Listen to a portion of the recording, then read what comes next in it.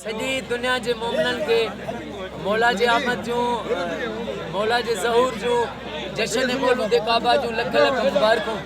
ऐं अल्हम्दुलिल्लाह असां 1.5 महीने को वठी सॼी सिंध में बैनर इश्तिहारात FM जे ज़रिए सोशल मीडिया ते चैनलनि ते ॾिनोसीं। बाबा असां तव्हांखो चंदा नथा घुरूं, पैसा नथा घुरूं, दुरूद पाक घुरूं था। दुरूद घर में मुंहिंजूं भेनरूं पढ़नि, ॿाहिरि पढ़नि, उहे पढ़ो, जेतिरा हज़ार लख पढ़ो, मुंहिंजे नंबर ते तादाद SMS करे मोकिलियो।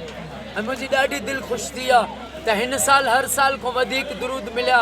2 करोड़ जा जेके इश्तिहारात 2 करोड़ दुरूद पाक बैनर ते ईअं लिखियलु आहे जेके सॼी दुनिया जे मोमिनन असांखे दुरूद पाक ॾिना हुआ। काउंटिंग कया अथसीं, उहे थिया आहिनि 38 करोड़ 85 लख 93,900। इन खां अलावा क़ुरान जा ख़तम, यासीन जा ख़तम, इन खां अलावा सूरह रहमान जा ख़तम मिलिया आहिनि। इन खां अलावा लख दुरूद किरोड़ी हिकु आहे, 500 दुरूद किरोड़ी ॿिया आहिनि। हाणे इहा काउंट था कयूं त अरबे सलवा थी वई।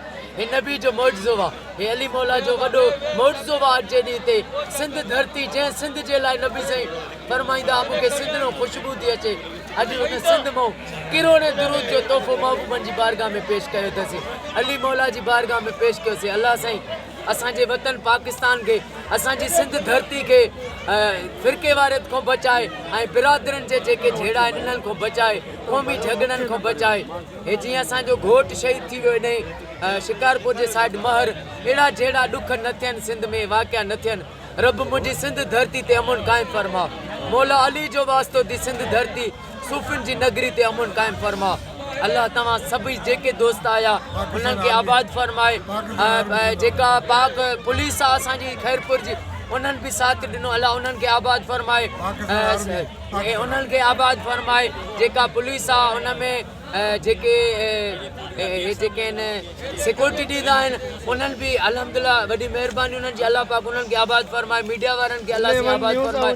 क़ौमी अमन कमेटी जा दोस्त आया, सॼी जमायत आई। रब मिठे मोहम्मद ऐं मौला अली जे सदके सभिनी जा क़यामत ताईं बचा घर आबाद फरमाए। रब मुंहिंजे वतन पाकिस्तान खे, वतन जी पाक फ़ौज खे क़यामत ताईं आबाद फरमाए। अल्लाह पाक हर मोमिन खे इहा सादत ॾे त हू पंहिंजे घर में लख दुरूद पढ़ाए। शिया हुजे, सुन्नी हुजे, हर मोमिन पंहिंजे घर में लख दुरूद पाक पढ़ाए।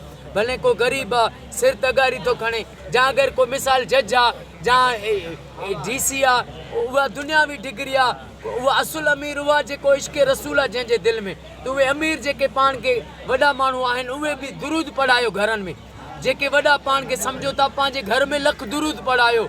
पोइ दुरूद पढ़ाईंदो तव्हां ते रब राज़ी थींदो। ख़ुदा सभिनी जा बेड़ा पार फरमाए।